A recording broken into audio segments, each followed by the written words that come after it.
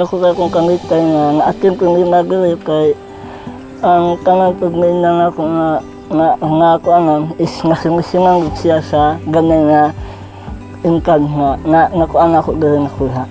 Dako ko yung kaing tabang ni ang inyong project to decrease hunger. Nakatabang sa pamilya, mga bayrono, na-impas yun siya.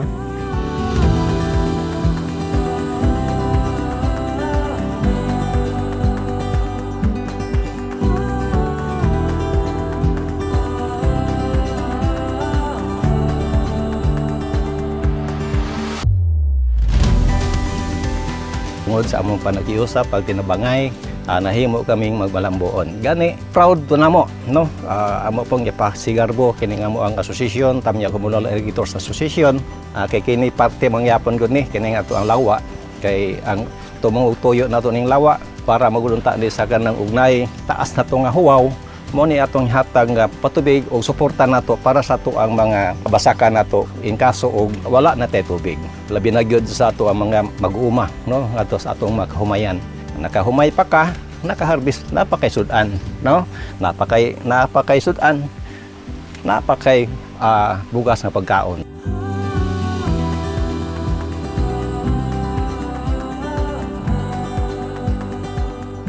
Namog na kining maong lawa tungod sa mong pagtinabangay, panagiusa, diha pa nato makabot ang magmalipayon ang grupo kay nga naman pagtrabaho nato daghan man sila nga siging trabaho na po diha ang panagbanding-banding sa kaubanan namo dinhi. So nakakita pagtrabaho, nakahatag pagkagmayong relasyon sa imong mga kauban. Kaya nga naman kada semana na may isa ka adlaw, either Sunday or Friday, karon lang po nga mag-volunteer.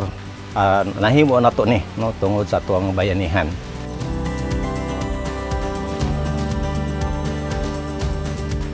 Kaingon ka nga fresko, no, wapo nga dinhi ka makakita og gawapo na tong lugar, no, ang ato ang area dinhi. Kay nga naman naman ta sa murag tiilan ata sa bukid. Dako kayo kanang kalambuan nga gihatag sa amo ang Project Lawa at Binhi diri sa amoang lungsod. Daghan ang gihatag diri nga project sa amoa. Amo gyud nang ampingan ang tanang proyekto nga ihatag sa amo gikan sa DSWD. Gani nahimo kami nagmadaogon, no, sa tibuok Pilipinas. Kami ang ni-entry sa Best Farmer of the Year, nahimo mig number 1. Nadawat namo ang premyo, no, dito sa sa nasyonal, kantidad to og 1.3 million. So praise the Lord, no, nahimo na to ni, no, tungod sa tuwang bayanihan.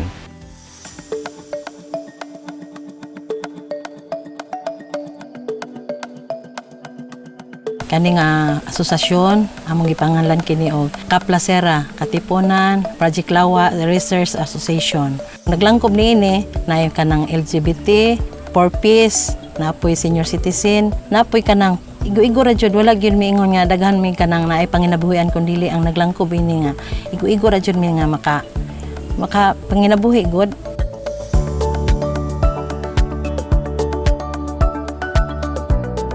Pag human sa 20 days, amo na ning gipasiugda gyud nga gigrupo gyud nga maningkamot mi nga makasustain mi sa isa ka semana gigrupo na namo mo nga kada adlaw na adyo nagabantay ni ani na nagatrabaho. Kani nga Project Lawa namo nalipay mig dako nga makatabang ni sa mua sa matag pamilya namo. Ug sa uban pa kay simpre makabaligya mi gulay, di simpre makapalit sila gulay nga kanang dili mahal, presko pa jud gikan sa kanang uma. Among gulay na makaharvest mi kada 3 ka adlaw. Puhon pag ang among income sa fish pan, makaharvest nami, mo expand mi og isa ka fish pan na pod para sudlan na pod namo. Puslan mga nagbantay na kadaghanon na lang nimo para mudaghan. Nagalimpyo mi diri, nagapintikasi, nagahagbas mi sa among gulayan, gina-maintain jud namo siya. Kung nami ma-harvest nga gulay, ang pamaagi jud namo kanang amo bitaw siyang paon bitaw ya ibaligya bitaw namo siya, kumbaga amo siyang tubuan bitaw. O sa akong pamilya po nakagulay jud mi nga presko nga gulay nga dili jud gikan sa palengke nga nga lata na kana fresh siya nga gulay nga harvest jud namo siya. Babaligya pid ako siya, kumbaga sideline na po nako siya nga income jud daw namo. kay nagpatigayon man tag sustainability planning strategy, nakita nato ang mga inisyatibo no nga gibuhat sa atong associations. Isa diha ang pagmugna nila sa mga groupings or clustering no nga ilang gibuhat para sa maintenance o development sa ilang project. Nakita nato man pod sa ilang sites no nga organize o cluster gyud ang ilang mga gulayan, ay mga signages no, ug naatiman gyud ang mga gulay gani no, ang ilahang gulayan ila na gyud na napuslan, napahimuslan kay naka-harvest na gyud sila no.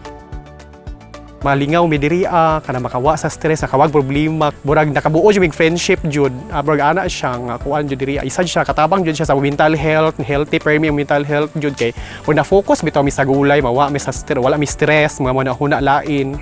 Dako kayong kalipay, dako kayong impact sa barangay nga makita nga inana ato ang panginabuhi nga moabot sa atoa.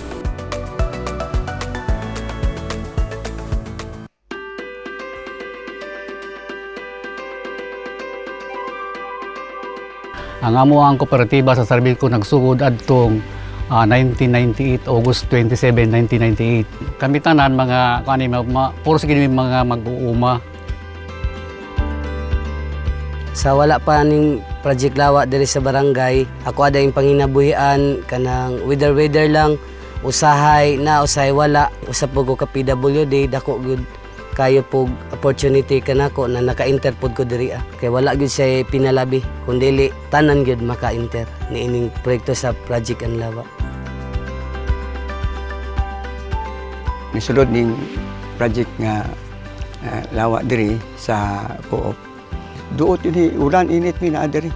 Oh, kanina ka na isla diha mo ni panikamutan diha butangan mo payag pasilungan. Sa pagkakarotinod lang ang amo diri nga sa co-op namo karon naglisod yun po may tungod ani karon nga itong mga kalamidad ng abot. Kanya may gani kinapo ni karon tabang-tabang diri sa mua. Kinitana na puslan yun ni namo ni kay gani ang mga binhi kan si kanra sa man ni karon kinitana namo sa kinibinhi. Kaya itong una nga trans karon naka-harvest na mo ni ato.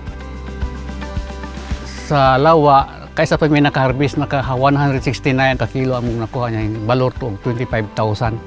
Tapos ang sobrado ang matag membro gitagaan na magtag sa kakilo. Alipay kayo sila ma'am. Kaya was lang magdahaw mga matagaan sila. So mo to ang katong income ani mo to reserve na namo to para nga sinugdanan to nga kini makapadayon may nga dili gini mahundang. Lain po kayo na ingon ng gitagaan na mo. Nya wala pa gyud ninyo gipalambo tong gihatag sa inyo pribilehiyo.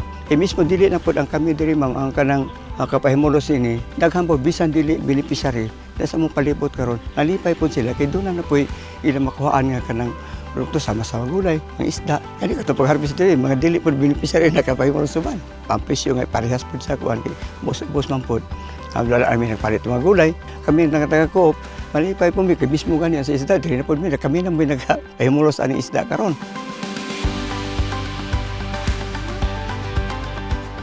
Dako po kay tabang ma'am na makadala po mi sa mong balay dili lang sa kotot sa pagbaligya kundi makadala po mi pangsudan sa balay. Matud pa sa panultihaw na kung nagyud kay itanam nagyud kay anihon. Wala padayon lang. Dako kayo akong kalipay nga makita nako nga nag-sustain jud ang maong project sa ilaha. Kita jud nako nga naapoy improvement ang maong project ug dako pud ilahang tabang. Dako pud ang tabang sa project sa maong sa ilahang pamilya.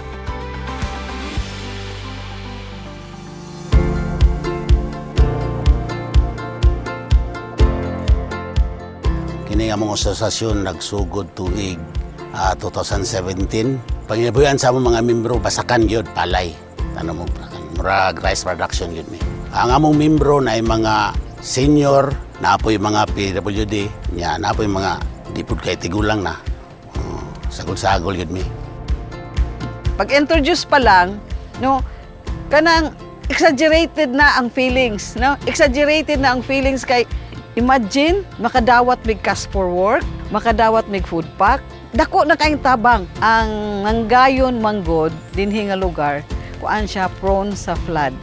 Flood-prone area gyud. So, para mga, in case nga mahitabo ang mga dagkong baha, naami mga sustainable livelihood program.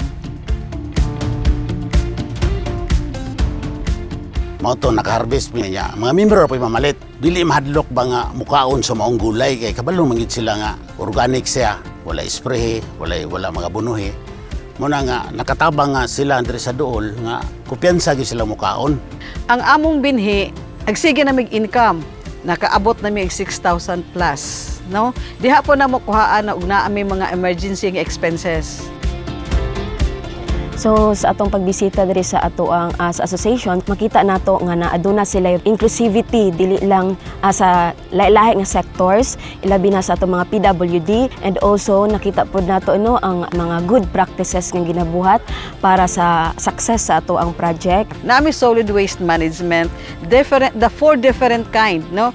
Naa say malata, dili malata, mapuslan, kay ang malata mao na among tigumon dito sa among compost pit para iabono sa among binhi. Napod may dirty kitchen, dito may magluto sa amo ang mga pagkaon. Ngagikan lang pod sa amo ang garden.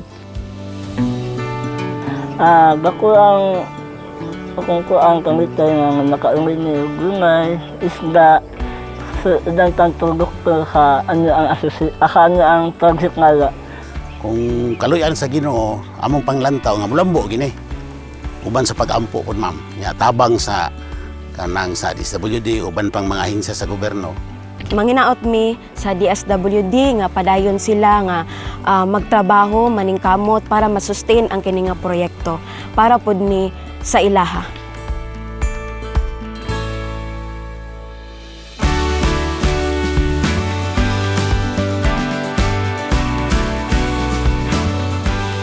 Ta DSWD, daghan kaayong salamat sa inyong nahimo na mugna nga proyekto ang Project Lawa at Binhi. Kanunay gyud namong ginapasalamatan kay nga naman ang mag-uuma og kami lang yun ang pasagdahan mura og di gyud namo tama ra gyud kay nga naman tungod sa pahalang paliton makbuhi man tuod pero murag tama kuan lang yun og sa kuan pakakatok ka murag ana para na mga gulay nakadalami sa among pamilya. Sus, kalami aning gulay nga dili kaayo ingon nga naay medisina. Nya kamo pa joy nagatiman. Paabot yun ako kasi pasalamat sa ahensya naghatag dinhi. Yan suporta po sa barangay sa ato ang municipal o sa tanan sa probinsya nga diin nakita po nila ni nga among lugar dinhi nga wa mi magdahom ang kalisod amon ang lugar gitagaan mi og kanang pabor sa karon.